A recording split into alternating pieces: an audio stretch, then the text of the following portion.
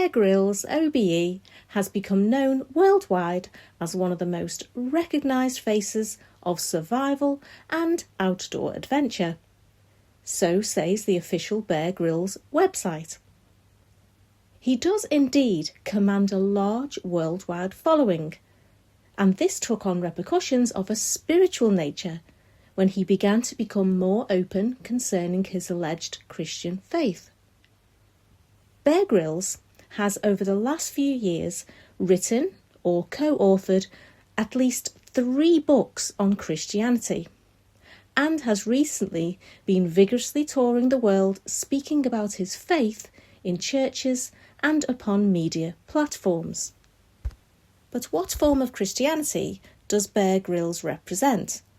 What is it that he is spreading? In recent years, Bear Grylls has been the poster boy for Nicky Gumbel's Alpha course, promoting and endorsing that ecumenical pro-Roman Catholic course willingly. He has a close relationship with Gumbel. In 2025, sharing the stage with Nicky and Pippa Gumbel during the Alpha Leadership Conference, speaking about his new book based upon the Bible called The Greatest Story Ever Told, a dramatised production of the life of Christ that he admittedly had theological help with, working with a team of theologians who he states were the real heroes behind the project, making sure the book was theologically sound. So, who were these individuals?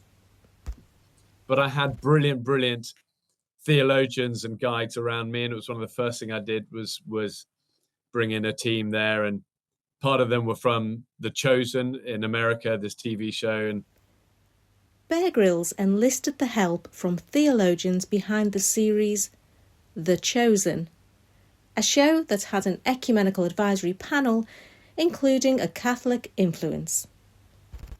Bear Grylls also works very closely with a theologian named Andrew Ollerton, a man who works for the Bible Society alongside Roman Catholics, and who firmly promotes the quiet revival myth, which seeks to justify an ecumenical revival.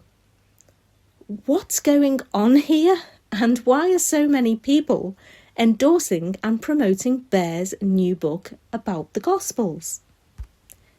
It is obvious that the impact of all this work by Bear Grylls has been towards the development of the ecumenical movement. Bear's work with Alpha is an obvious example.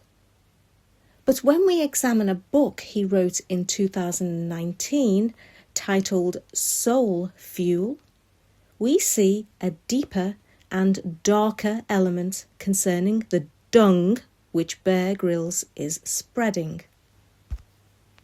Within the book, Bear Grylls openly quotes from and praises popes and influential Catholic figures, drawing from official Catholic documents. Examples are on screen as I speak. Within the same book, Bear Grylls uses the same strategy as Tim Hughes, Nicky Gumbel, and others in their books. The strategy of referencing and quoting from key figures identifying with different denominations. This name-dropping represents the ecumenical unity that these men are vigorously pursuing. Bear Grylls will also openly feature as a speaker at Roman Catholic events. Flame 25, for example, the largest Catholic youth event in England and Wales, was held in March 2025.